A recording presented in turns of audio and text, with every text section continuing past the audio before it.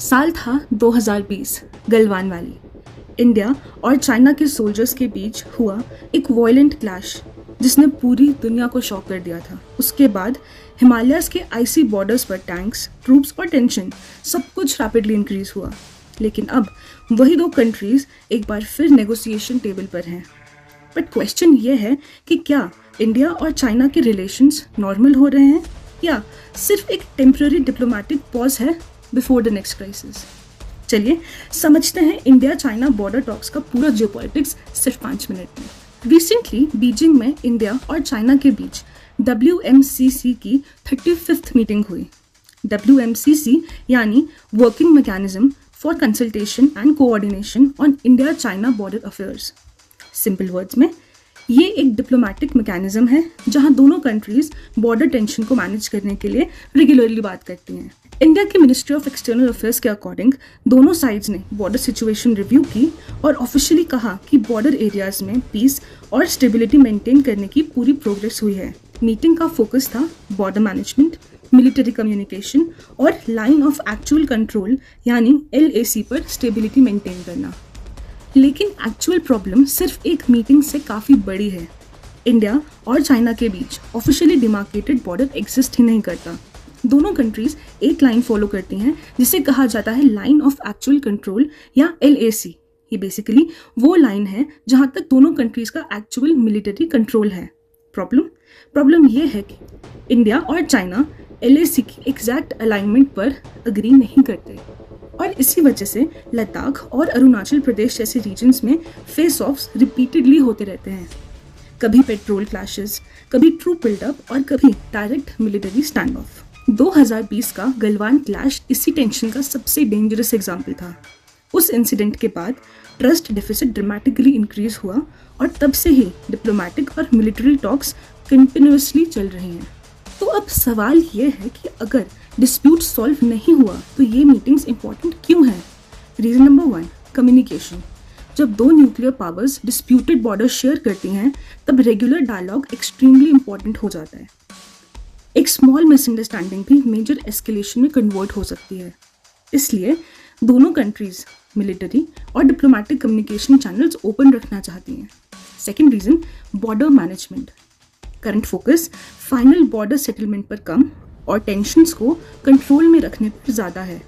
In talks में disengagement mechanisms, troop coordination और conflict prevention जैसे इश्यूज डिस्कस किए जाते हैं। थर्ड इंपॉर्टेंट इशू था ट्रांस बाउंड्री रिवर्स का। इंडिया ने एक्सपर्ट लेवल मैकेनिज्म की अर्ली मीटिंग की डिमांड की क्योंकि तिब्बत से ओरिजिनेट होने वाली रिवर्स इंडिया के लिए स्ट्रेटेजिकली और इकोनॉमिकली दोनों तरह से इम्पॉर्टेंट है।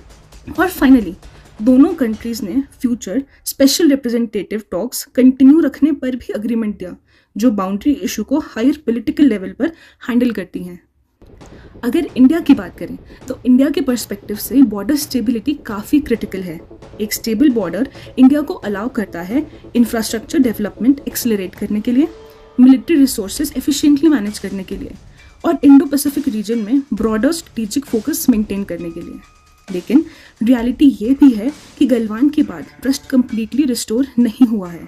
LAC पर अभी भी सिग्निफिकेंट ट्रूप डिप्लॉयमेंट प्रेजेंट है और डिस्पाइट टेंशंस चाइना इंडिया का मेजर ट्रेडिंग पार्टनर भी बना हुआ है। इसी वजह से इंडिया साइमल्टेनियसली 2 अप्रोचेस फॉलो कर रहा है। पहली मिलिट्री प्रिपेयर्डनेस और सेकंड डिप्लोमेटिक एंगेजमेंट, यानी डायलॉग भी कंटिन्यू होगा और बॉर्डर विजिलेंस भी। तो फाइनली क्या इंडिया और चाइना बॉर्डर डिस्प्यूट सॉल्व करने के क्लोज हैं? अगर अभी की बात करें तो फिलहाल इसका आंसर है नहीं। और इसका रीज़न सिर्फ अनरिजॉल्व्ड मैप्स या हिस्टोरिकल डिसएग्रीमेंट्स नहीं है। रियलिटी ये है कि India China border issue deeply strategic है। कई स्ट्रेटेजिक एक्सपर्ट्स मानते हैं कि चाइना बॉर्डर डिस्प्यूट्स को सिर्फ टेरिटोरियल इशू की तरह नहीं बल्कि लॉन्ग टर्म जियोपॉलिटिकल लेवरेज की तरह यूज़ करता है।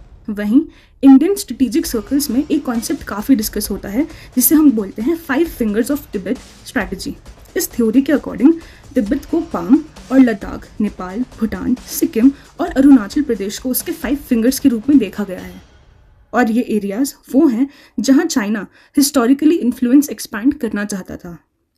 ऑल्दो चाइना ऑफिशियली इस थ्योरी को ओपनली एंडोर्स नहीं करता, लेकिन बीजिंग का बिहेवियर वेदर इन बॉर्डर रीजन्स, इंफ्रास्ट्रक्चर बिल्डअप, सलामी स्लाइसिंग प्रैक्टिस या ग्रे जोन प्रेशर की बात हो, कई एनालिस्ट को ये बिलीव करने पर मजबूर कर देता है कि चाइना कंप्लीट रेजोल्यूशन से ज़्यादा स्ट्रेटेजिक प्रेशर मेंटेन करना प्रेफर करता है इंडिया के ऊपर। और इसी वजह से इंडिया भी अब सिर्फ डिप्लोमेसी पर डिपेंड नहीं कर रहा। Border infrastructure, military modernisation, quad partnership और इंडो पैसिफिक स्ट्रैटेजी सब रैपिडली स्ट्रेंथ किए जा रहे हैं, क्योंकि न्यू दिल्ली को पता है कि फ्यूचर चैलेंज सिर्फ बॉर्डर डिस्प्यूट नहीं बल्कि एशिया में पावर बैलेंस का है। आने वाले सालों में इंडिया चाइना रिलेशंस डिसाइड करेंगे कि एशिया का स्ट्रेटेजिक ऑर्डर कैसा होगा, इंडो पैसिफिक पॉलिटिक्स किस डायरेक्शन में जाएगी और हिमालयाज पीस कॉरिडोर बनेंगे या परमानेंट प्रेशर जोन्स। और इसलिए इंडिया चाइना बॉर्डर टॉक्स सिर्फ बायलेटरल डिप्लोमेसी नहीं, 21st सेंचुरी जियोपॉलिटिक्स की सबसे इम्पॉर्टेंट स्ट्रेटेजिक कॉन्टेस्ट्स में से एक बन चुकी है। अगर आपने ये वीडियो यहाँ तक देखा और आपको एनालिसिस पसंद आया तो please do subscribe to Statecraft and we will meet in the next one.